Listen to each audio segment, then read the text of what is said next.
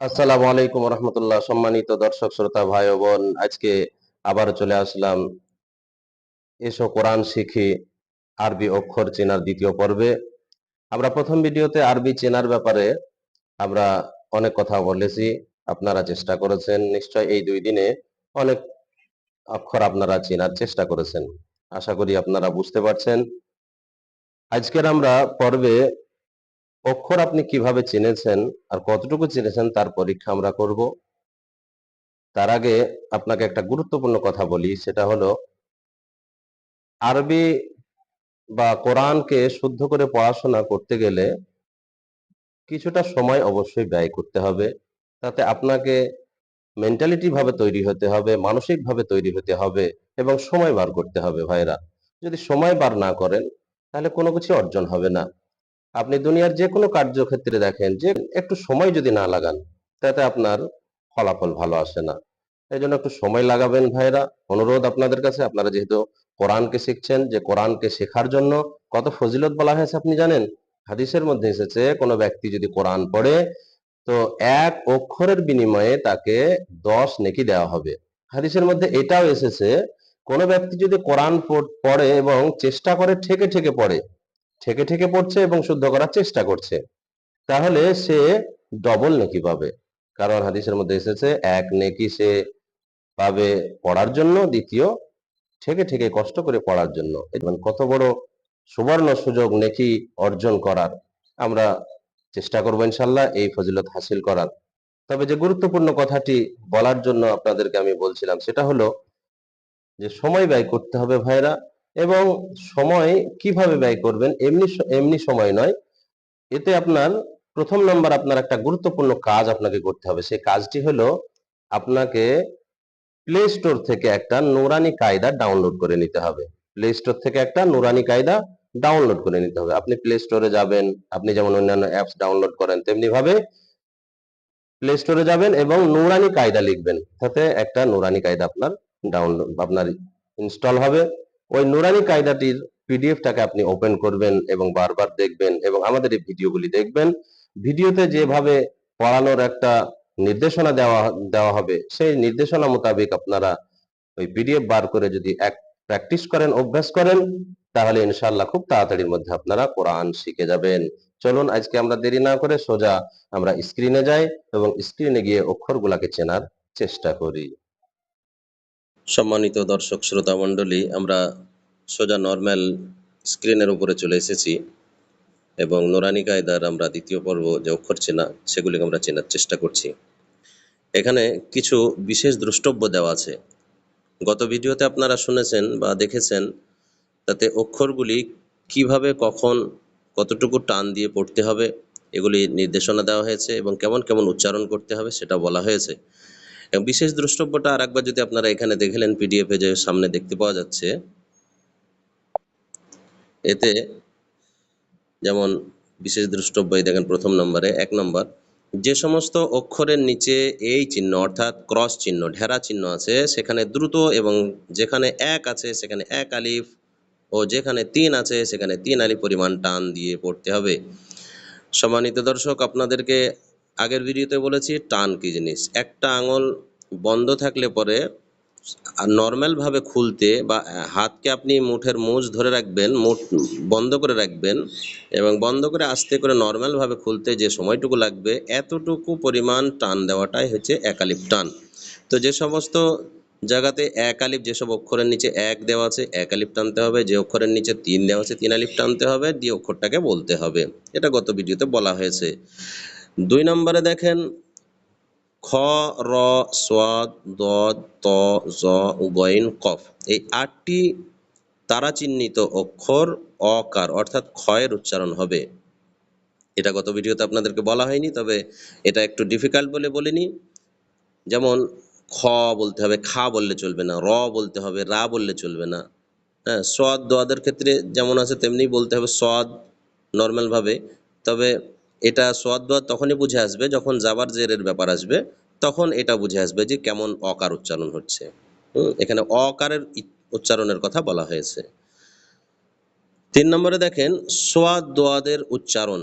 কলকলা হবে, অর্থাৎ আওয়াজ মাখরাজে লেগে ফিরে আসবে। যেখান থেকে আওয়াজটা বের হচ্ছে সেটাকে মাখরাজ বলা হয়। সেই মাখরাজে আওয়াজটা লেগে আবার ফেরত আসবে, সেটাকে কলকলা বলা হয়।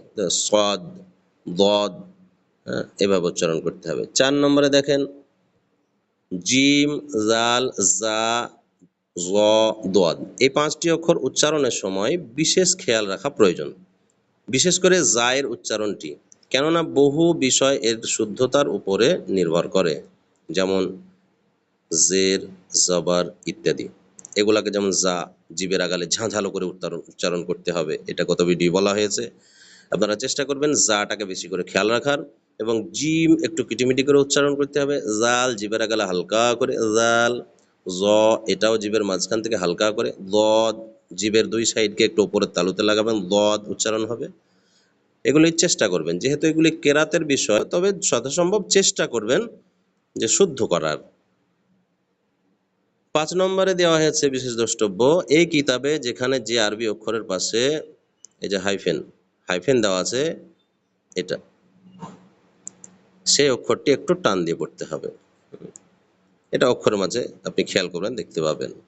চলুন আমরা অক্ষর পরীক্ষা করি। আপনারা অক্ষর চিনেছেন, দেখেন অক্ষরগুলি উলট পালট করে দেওয়া আছে।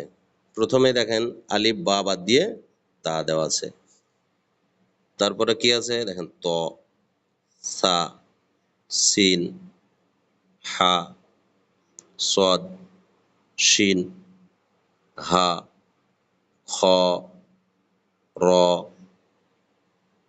কফ, জাল, জা, দদ, জ, আলিফ, আইন, নুন, বা, জিম, ফা, গইন, ইয়া, মিম, লাম, দাল, কাফ, ওয়াও, হামজা, ইয়া, ইয়া। তাহলে এই যে আমি বলে দিলাম, এবার আপনি যখন খুঁজে না পাবেন বা বুঝতে না পারবেন, তখন আপনার কাজ হবে প্রথম পেজে চলে যাওয়া এবং প্রথম পেজে অক্ষরটা কোথায় আছে খুঁজতে হবে। যেমন এখানে আমি তা দেখতে পাচ্ছি প্রথমে, তো প্রথমে আমার মনে পড়ছে না তা, তো আমি প্রথম পেজে চলে যাব। প্রথম পেজে গিয়ে আমি সেখানে তা কোথায় আছে খুঁজবো। প্রথম পেজে গিয়ে সেখানে আমি তা খুঁজবো। তারপরে ত আছে, প্রথম পেজে আমি গিয়ে বুঝতে না পারলে তটাকে আমি খোঁজ করব। এভাবে সিন খুঁজে না পেলে প্রথম পেজে গিয়ে খুঁজবো, দিয়ে প্র্যাকটিস করব। তো এগুলি প্রসেস আপনাদেরকে বলা হলো, এবার আপনারা এগুলি ফলো করবেন। ফলো করলে অবশ্যই আপনি ফল পাবেন। এবার আসি, অক্ষর চেনা হলো আপনার। এখন আর একটা গুরুত্বপূর্ণ বিষয় এই পেজের ভিতরে আছে, সেটা হলো যুক্তাক্ষরের সাথে মিলিত অক্ষরের আকৃতি। এটা একটু লম্বা হয়ে যাবে।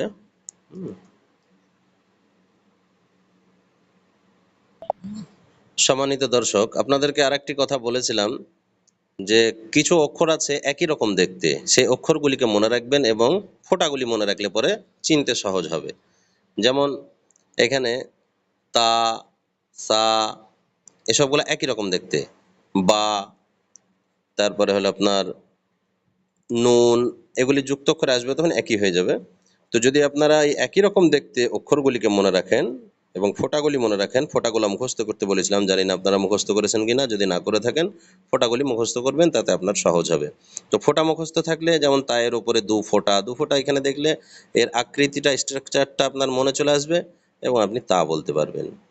ঠিক কপের উপরে দু ফোঁটা, এখানে দেখেন একটা এর মধ্যে সিমিলারিটি আছে, তায়ের উপরে দু ফোঁটা, কপের উপরে দু ফোঁটা, তবে এর আকারের মধ্যে অনেক তফাৎ, অর্থাৎ স্ট্রাকচার যে বডি গঠন এটার মধ্যে অনেক তফাৎ। তা একরকম দেখতে, কফ আর একরকম দেখতে, কিন্তু ফোঁটা দুজনেরই দুটো করে আছে। ঠিক অনুরূপভাবে জাল, জা এগুলিতেও একটা করে ফোঁটা আছে, অথচ দুজনাই দেখতে আলাদা। তো এগুলি ফোঁটাগুলো যদি মনে রাখেন তো আপনার বুঝতে সহজ হবে। এখন আপনাকে আর একটা কাজ দিই, আপনি আপনাকে প্রথম ভিডিওতে কাজ দিয়েছিলাম যে অক্ষরগুলিকে আপনি দেখে দেখে 2 বার লিখবেন এবং নাই দেখে একবার লেখার চেষ্টা করবেন। যদি আপনি লিখে থাকেন তাহলে আপনি সেগুলিকে ভালোভাবে ক্যাপচার করতে পেরেছেন। যদি লিখতে না পারেন জানতে হবে দুর্বল আছে, আবার আপনাকে মেহনত করতে হবে।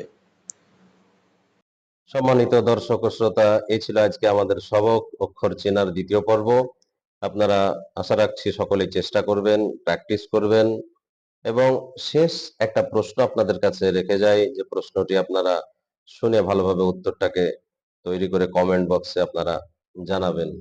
প্রশ্নটা হলো, বিভিন্ন অক্ষরে যে ফোঁটা আছে, কোনোটাতে 1, কোনোটাতে 2, কোনোটাতে 3, কারোর উপরে কারোর নিচে, তো আপনারা অক্ষরগুলিকে গুনবেন কোন অক্ষরের নিচে একটি করে ফোঁটা আছে, কোন কোন অক্ষরের নিচে একটি করে ফোঁটা আছে এবং কোন কোন অক্ষরের উপরে 2টি করে ফোঁটা আছে, কোন কোন অক্ষরের উপরে 3টি করে ফোঁটা আছে এবং কোন অক্ষরের নিচে 2টি ফোঁটা আছে।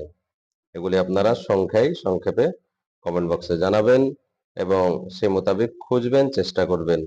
আশা করছি সকলেই চেষ্টা করবেন। সকলে সুস্থ থাকুন, ভালো থাকুন। আজকের সবক এ পর্যন্তই। আগামী দিন ইনশাআল্লাহ যুক্তাক্ষর পড়ার আগে যে অক্ষরগুলি আছে যুক্তভাবে তার স্ট্রাকচারটা কেমন হয়, তার গঠনটা কেমন হয়, সেগুলি বোঝানোর চেষ্টা করব ইনশাআল্লাহ। আসসালামু আলাইকুম।